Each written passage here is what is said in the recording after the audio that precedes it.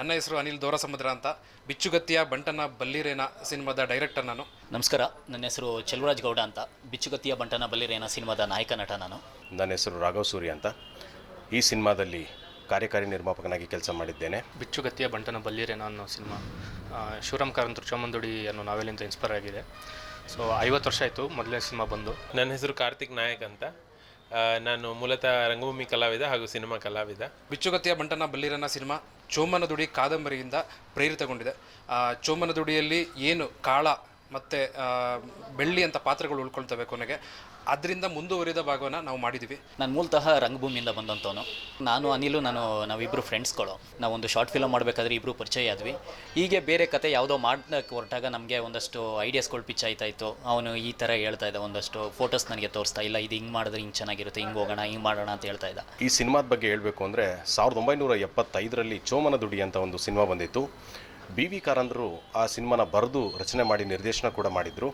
ಅದೇ ಕೃತಿ ಆಧಾರಿತ ಸಿನಿಮಾ ಅಂದರೆ ಚೋಮನದುಡಿ ಕೃತಿ ಆಧಾರಿತ ಸಿನಿಮಾ ಈಗ ಮತ್ತೊಮ್ಮೆ 2025ರಲ್ಲಿ ನಮ್ಮ ತಂಡ ಅಂದರೆ ಬಿಚ್ಚುಗತ್ತಿಯ ಬಂಟನ ಬಲ್ಲಿರೇನ ಅನ್ನುವ ಶೀರ್ಷಿಕೆಯೊಂದಿಗೆ ಮತ್ತೆ ಆ ಸಿನಿಮಾ ಹೊಸ ರೂಪವನ್ನು ತೆಗೆದುಕೊಂಡು ಮತ್ತೆ ರಿಲೀಸ್ಗೆ ರೆಡಿ ಇದೆ. 50 ವರ್ಷ ಆದಮೇಲೆ ಮತ್ತೆ ಆಗ ಚೋಮನ ಕತೆ ಕೇಳಿದ್ರಿ, ಈಗ ಅವರ ಮಗನ ಕತೆ ಏನಾಗುತ್ತೆ ಅಂತ ಕೇಳ್ತೀರಾ.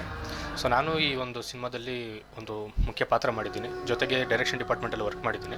ಈ ಸಿನಿಮಾಗೆ ನಾನು ಮೇಕಪ್ ಆರ್ಟಿಸ್ಟು ಮತ್ತು ಡ್ರೋನ್ ಪೈಲಟ್ ಆಗಿ ಕೆಲಸ ಮಾಡಿದ್ದೀನಿ. ನಾನು ಹೀಗೆ ಸಿನಿಮಾ ನೋಡಬೇಕಾದ್ರೆ ಚೋಮನದುಡಿ ನನಗೆ ಬಗ್ಗೆ ತಿಳಿದಿರಲಿಲ್ಲ. ಆ್ಯಕ್ಚುಲಿ ನಾನು ಜಾಸ್ತಿ ಕುವೆಂಪು ಅವರು ಮತ್ತು ತೇಜಸ್ವಿ ಅವ್ರದ್ದು ಜಾಸ್ತಿ ಓದ್ತಿದ್ದೆ. ಸೊ ನಾವು ಮತ್ತು ನಾನು ನನ್ನ ಫ್ರೆಂಡ್ ಡಿಸ್ಕಸ್ ಮಾಡ್ತಾ ಇರಬೇಕಾದ್ರೆ ನನಗೆ ಅವನು ಒಂದು ಸಜೆಸ್ಟ್ ಮಾಡಿದೆ. ಅಂದರೆ ನಾನೊಂದಷ್ಟು ಫೋಟೋಸ್ಗಳು ಇಟ್ಕೊಂಡು ಆ ಥರ ಎಡಿಟ್ ಎಲ್ಲ ಮಾಡಿ ಒಂದಷ್ಟು ಮ್ಯೂಸಿಕ್ ಹಾಕಿ ಏನೋ ಒಂದು ಡಿಫ್ರೆಂಟಾಗಿ ಎಡಿಟ್ ಸ್ಟೈಲ್ ಮಾಡೋಣ ಅಂತ ಟ್ರೈ ಮಾಡ್ತಿದ್ವಿ. ಲೈಕ್ ಏನಾದ್ರು ಹೊಳೆಯುತ್ತೆ ಅಂತ ನಾನು ಯೋಚನೆ ಮಾಡ್ತಾಯಿದ್ವಿ. ಸೊ ಡಿಸ್ಕಸ್ ಮಾಡ್ಬೇಕಾದ್ರೆ ಅವ್ನಿಗೆ ತೋರಿಸಾಗ ಅವ್ನಿಗೆ ಸ್ವಲ್ಪ ಎಕ್ಸೈಟ್ ಆಯಿತು. ಆ್ಯಂಡ್ ಬೆಳಗ್ಗೆ ಡಿಸ್ಕಸ್ ಮಾಡಿದ್ವಿ, ನೈಟ್ ಅಷ್ಟೊಳಗೆ ಅವನು ನನಗೆ ಚೋಮನದುಡಿ ನೋಡು ಏನಾದರೂ ಐಡಿಯಾ ಬರ್ಬೋದು ಅಂತ ಅನಿಸ್ತು ಅಂತ ಹೇಳ್ದೆ ನನಗೆ. ಆವಾಗ ನನಗೊಂದು ವಿಚಾರ ಹೇಳಿದಾಗ, ನನಗೆ ಚೋಮನದುಡಿ ನಾನು ಆಲ್ರೆಡಿ ಓದಿದ್ದೆ ಮತ್ತು ಸಿನಿಮಾನೂ ನಾನು ನೋಡಿದ್ರಿಂದ ನೀನು ಒಂದು ಸ್ವಲ್ಪ ಇದನ್ನು ನೋಡು ಅಂತ ಹೇಳಿದೆ ಅವನಿಗೆ. ಅವ್ನು ನೋಡಿದಾಗ ಆ ಒಂದು ಏನು ನಾವು ನೋಡ್ತಾ ಇದ್ವಿ ಒಂದು ಫೋಟೋ, ಆ ಫೋಟೋಗೂ ಈ ಕತೆಗೂ ಒಂದಷ್ಟು ಸಿಮಿಲಾರಿಟೀಸ್ ಕಾಣ್ತಾ ಇತ್ತು. ಸೊ ಈ ವಿಚಾರನ ನಾವು ಇಟ್ಕೊಂಡು ಯಾಕೆ ಮಾಡಬಾರ್ದು ಅಂತ ಅವ್ನು ನನ್ನ ಹತ್ರ ಡಿಸ್ಕಸ್ ಮಾಡಿದಾಗ ಒಂದಷ್ಟು ವಿಚಾರಗಳು ಎಕ್ಸ್ಚೇಂಜ್ ಆಯಿತು. ಆ ಕಡೆ ಮಾತಾಡೋಕ್ಕೆ ಸ್ಟಾರ್ಟ್ ಮಾಡಿದ್ವಿ. ಸೊ ಅದ್ರ ಮೂಲಕ ಈ ಕತೆ ಬಿಚ್ಚುಗತ್ತಿಯ ಬಂಟನ ಬಲ್ಲಿರೇನ ಹುಟ್ಟಿತು ನಮಗೆ. ಕನಸು ಬಂದು ನಮ್ಮ ನಿರ್ದೇಶಕರದು ಅನಿಲ್ ದೊರಸಮುದ್ರ ಅಂತಂದೇಳಿ, ಅವರ ಕನಸು ನನಸು ಮಾಡಬೇಕು ಅನ್ನೋದಿತ್ತು. ಅವರು ಯಾವುದಾದ್ರೂ ಒಂದು ಸಿನಿಮಾ ಮಾಡಿದರೆ ತುಂಬ ಕ್ರಿಯೇಟಿವ್ ಆಗಿರ್ತಕ್ಕಂಥ ಒಬ್ಬ ವ್ಯಕ್ತಿ ಆಗಿರೋದ್ರಿಂದ ಒರಿಜಿನಲ್ ಕಥೆನೇ ಇಟ್ಕೊಂಡು ನಾವು ಪ್ರೆಸೆಂಟ್ ಡೇಗೆ ಒಂದು ಸಿನಿಮಾ ಮಾಡಬೇಕು ಅಂತಂದೇಳಿ ನಮ್ಮ ನಿರ್ದೇಶಕರಾಗಿರ್ತಕ್ಕಂತಹ ಅನಿಲ್ ದೊರಸಮುದ್ರವರ ಆಸೆ ಇತ್ತು. ಅದರ ಆಸೆಯಂತೆ ಅವರು ತುಂಬ ರಿಸರ್ಚ್ ಮಾಡಿದರು ಈ ಸಬ್ಜೆಕ್ಟ್ನ ಮಾಡಬೇಕು ಅಂದರೆ. ಸೊ ಅವ್ರ ಕನಸನ್ನ ನನಸು ಮಾಡಲಿಕ್ಕೆ ಚೋಮನದುಡಿ ಎನ್ನುವ ಕೃತಿ ಅವರಿಗೆ ಆಧಾರ ಸ್ತಂಭವಾಯಿತು. ಹಾಗಾಗಿ ಈ ಸಿನಿಮಾವನ್ನು ಅವ್ರು ಮಾಡಿದ್ದಾರೆ. ನನ್ನ ಪಾತ್ರ ಆ್ಯಕ್ಚುಲಿ ಒಂದು ಪ್ರಾಮಿನೆಂಟ್ ಪಾತ್ರ, ತುಂಬ ಇರಿಟೇಟ್ ಮಾಡುತ್ತೆ ನೋಡೋರನ್ನ. ಅದೊಂದು ಖುಷಿ. ಸಿನಿಮಾ ನೋಡುವಾಗ ಸಿನಿಮಾ ನೋಡಿ ಬಂದ ಮೇಲೆ ನನ್ನ ಪಾತ್ರ ನೆನಪಿರುತ್ತೆ ಅಂತ ನಾನು ಅಂದ್ಕೊಂಡಿದ್ದೀನಿ. ನಾನು ಮೂಲತಃ ಮಂಗಳೂರಿನವನು. ನಮ್ಮೂರಿಂದ ಸಾಧಾರಣ ಒಂದು 34 ಕಿಲೋಮೀಟರ್ ದೂರದಲ್ಲೇ ಈ ಶೂಟಿಂಗ್ ನಡೀತಾ ಇದ್ದಿದ್ದು. ನನಗೆ ಮುಂಚೆ ಗೊತ್ತಿರಲಿಲ್ಲ. ಈ ಸಿನಿಮಾದಲ್ಲಿ ಲೀಡ್ ಆ್ಯಕ್ಟರ್ ಮಾಡಿರೋ ಚೆಲುವ ಅವರು ನನ್ನ ಫ್ರೆಂಡು. ಸೊ ಅವಾಗ ಏನು ಮಾಡಿದೆ, ನಾನು ಗೂಗಲ್ ಸರ್ಚ್ ಮಾಡಿ ನೋಡಿದೆ. ಒಂದಷ್ಟು ವಿಚಾರಗಳಿತ್ತು ಅಲ್ಲಿ, ಲ್ಯಾಂಡ್ ಬಗ್ಗೆ ಇತ್ತು. ನನಗೆ ಅಂದರೆ ಆಗಿನ ಲ್ಯಾಂಡ್ಗೋಸ್ಕರ ಇಷ್ಟೊಂದು ಕಷ್ಟಪಡ್ತಾ ಇದ್ದಾನೆ ಅನ್ನೋದು ಒಂದು ಎಕ್ಸೈಟ್ ಆಯಿತು. ಬಿಕಾಸ್ ಏನಕ್ಕೆ ಈ ಜನ್ರೇಷನಲ್ಲಿ ಲ್ಯಾಂಡ್ ಅನ್ನೋದು ಒಂದು ಪ್ರಾಪರ್ಟಿ, ಆ್ಯಂಡ್ ಅದನ್ನು ಸೇಲ್ ಮಾಡೋಕ್ಕೋಸ್ಕರ ಬೈ ಮಾಡಿ ಇಟ್ಕೊಂಡು 3 ವರ್ಷ ಆದಮೇಲೆ ಒಂದು ರೇಟ್ ಬರುತ್ತೆ, ಅವಾಗ ಅದನ್ನು ಸೇಲ್ ಮಾಡಬೇಕು, ಈ ಥರದೊಂದು ಯೋಚನೆಗಳಿರ್ತಾರೆ. ಬಟ್ ನನಗೆ I think I feel different.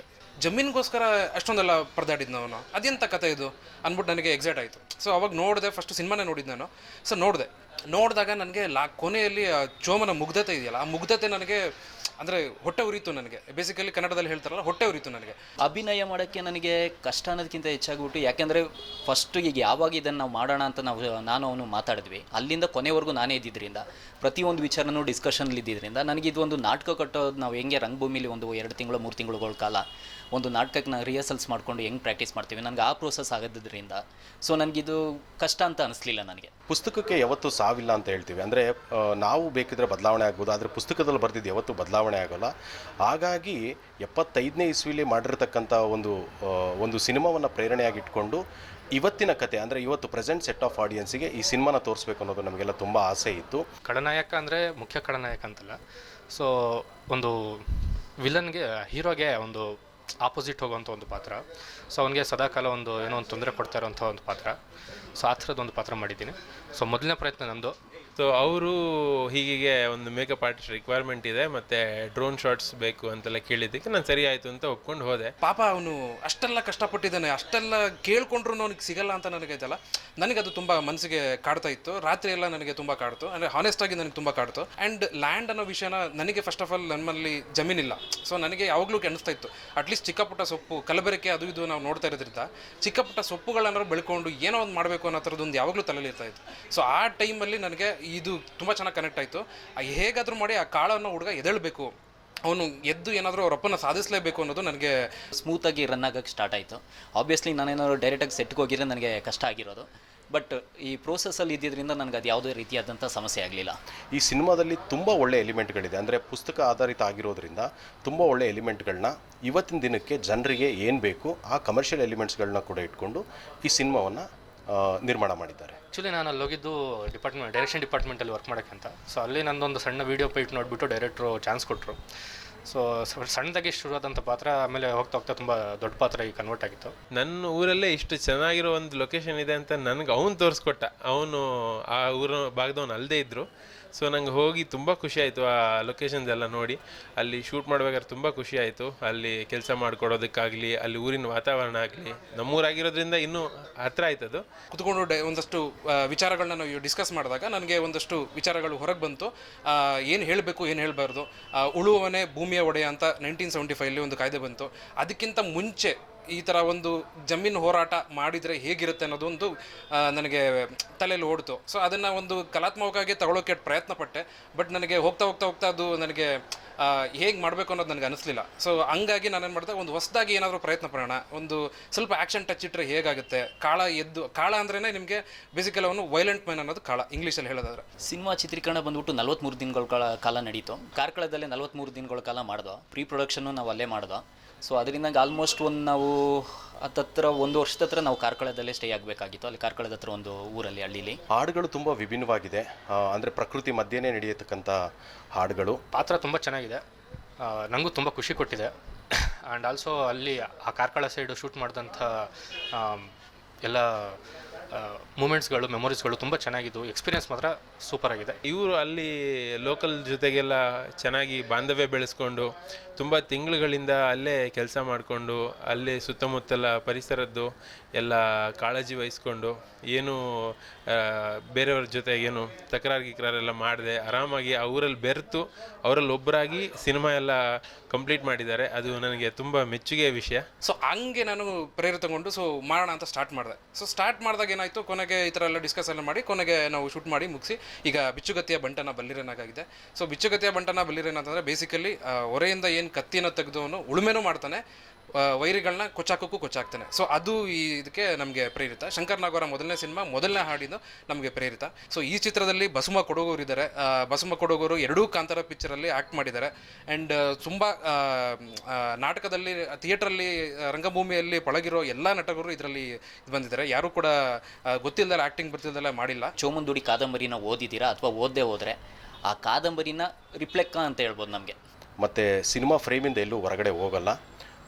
ತುಂಬ ಅದ್ಭುತವಾಗಿ ಮೂಡಿ ಬಂದಿದೆ. ಯೂಟ್ಯೂಬಲ್ಲಿ ಕೂಡ ಈಗ ರಿಲೀಸ್ ಆಗಿದೆ. ಇವತ್ತು ಕೂಡ ಪ್ಲೇ ಮಾಡ್ತಾ ಇದ್ದೀವಿ. ನಾವು ಶಿವರಾಮ್ ಕಾರಂತರ ಓದುಗರಾಗಿ ಚಿಕ್ಕ ವಯಸ್ಸಿಂದನೂ ಅದೇ ಭಾಗದವರಾಗಿ ಆ ಪ್ರೀತಿನ ಬೆಳೆಸ್ಕೊಂಡು ನಾವು ಈ ಸಿನಿಮಾದಲ್ಲಿ ಕೆಲಸ ಮಾಡಿದ್ದೀವಿ. ನಾನು ಈ ಕಥೆನ ಏನಕ್ಕೆ ಚೂಸ್ ಮಾಡಿದೆ ಅಂತಂದರೆ, ನನಗೆ ಈಗ ಜಮೀನು ಅನ್ನೋದು ಒಂದು ರೋಡ್ ಎಕ್ಸ್ಪೆನ್ಷನ್ಗೋಸ್ಕರನೋ ಮತ್ತು ಲೇಔಟ್ಸ್ಗಳಿಗೋಸ್ಕರನೋ ಕೊಟ್ಟು ನಾವು ನಮ್ಮ ಮೂಲ ಇದನ್ನು ಬಿಟ್ಬಿಟ್ಟು ನಾವು ಬೇರೆ ಕಡೆ ಹೋಗಿ ಸೆಟ್ಲ್ ಆಗ್ತಾ ಇದ್ದೀವಿ.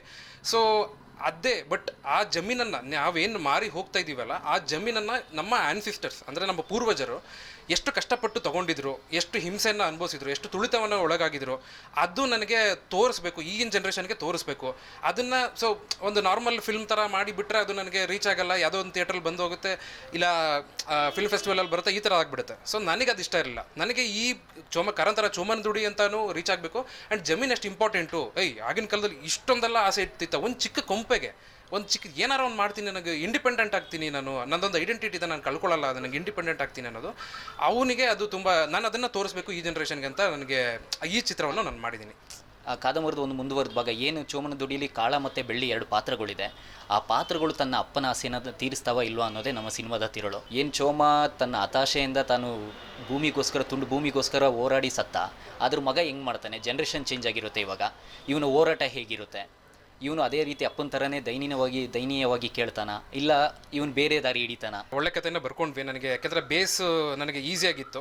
ಶಿವರಾಮ್ ಕಾರಂತರು ಆಲ್ರೆಡಿ ಬುಕ್ಕನ್ನು ಬರೆದಿದ್ರು, ಪಾತ್ರಗಳು ತುಂಬ ಡೆಪ್ತಲ್ಲಿದೆ ಪಾತ್ರಗಳು. ಚೋಮನ ದುಡಿ ಬುಕ್ ಓದಿದ್ರೆ ಇಲ್ಲ ಸಿನಿಮಾ ನೋಡಿದ್ರೆ ನಮಗೆ ಖಂಡಿತ ಗೊತ್ತಾಗುತ್ತೆ. ತುಂಬ ಮಲ್ಟಿ ಲೇಯರ್ಡ್ ಕ್ಯಾರೆಕ್ಟರ್ ಇದೆ. ಆ್ಯಂಡ್ ತುಂಬ ಅಂದರೆ ಪ್ರತಿಯೊಂದು ಒಂದೊಂದು ದಿಕ್ಕಲ್ಲಿ ಹೋಗಿ ಕೊನೆಗೆ ಒಂದೇ ಕಡೆ ಎಲ್ಲ ಬಂದು ಸೇರುವಂಥ ಒಂದು ಕತೆ ಚೋಮನ ದುಡಿ. ಅದ್ಭುತವಾಗಿ ಬರೆದಿದ್ದಾರೆ ಶಿವರಾಮ್ ಕಾರಂತರು. ಆಗಿನ ಕಾಲದಲ್ಲೇ 30 ವರ್ಷದ ಒಳಗಡೆ ಹೆಂಗಾಗಿದ್ದಾಗಲೇ ಒಂದಷ್ಟು ಟ್ರಾವೆಲ್ ಮಾಡಿ, ನಾವು ಈಗೇನು ಟ್ರಾವೆಲ್ ಹೇಳ್ತಾ ಇದ್ದೀವಿ ಅವಾಗ ವಿತೌಟ್ ಬೈಕ್ ಏನಿಲ್ಲದಲ್ಲೇ ಓಡಾಡಿಕೊಂಡು ಬರೆದಿರೋಂಥ ಬೆಟ್ಟದ ಜೀವ ಮತ್ತು ಚೋಮನ ದುಡಿ ಅಂತ ಕಾದಂಬರಿ. ಬದಲಾವಣೆ ಆಗಿದೆ ಸಿನಿಮಾ ಕಥೆಯಲ್ಲಿ. ಏನಂದರೆ ಇಲ್ಲಿ ಕಾಳ ಏನಿದೆ ಸಣ್ಣ ಹುಡುಗ ಇರ್ತಾನೆ, ಬೆಳ್ಳಿಗೆ ಆಲ್ರೆಡಿ ಒಂದು ಅಲ್ಲಿ ಚೋಮನ ದುಡಿಲಿ ಒಂದು ಸಂಬಂಧ ಇರುತ್ತೆ. ಆ ಬೆಳ್ಳಿ ಇಲ್ಲಿ ಅವಳ ಜೀವನ ಏನಾಗುತ್ತೆ ಅನ್ನೋದು ಇದೆ.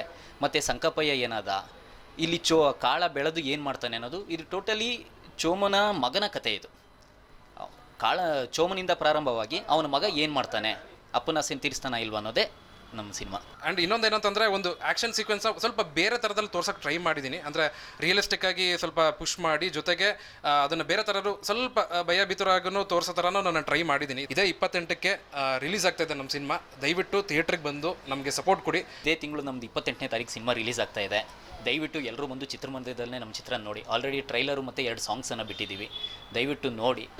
ಸೊ ಹೊಸ ತಂಡ ನೋಡಿ ಸಪೋರ್ಟ್ ಮಾಡಿ ಅಂತ ಕೇಳ್ಕೊತೀನಿ. 28ಕ್ಕೆ ಈ ಸಿನಿಮಾ ರಿಲೀಸ್ ಆಗ್ತಿದೆ, ದಯವಿಟ್ಟು ನೀವೆಲ್ಲರೂ ಥಿಯೇಟ್ರಿಗೆ ಬನ್ನಿ. ಸೊ ನಿಮ್ಮೆಲ್ಲರೂ ಸಹಕಾರ ಇರಲಿ ಅಂತಂದು ಹೇಳ್ಬಿಟ್ಟು ನಾನು ಕೇಳ್ಕೊಳ್ತೀನಿ. ನೀವೆಲ್ಲ ನೋಡಬೇಕು. Thank you.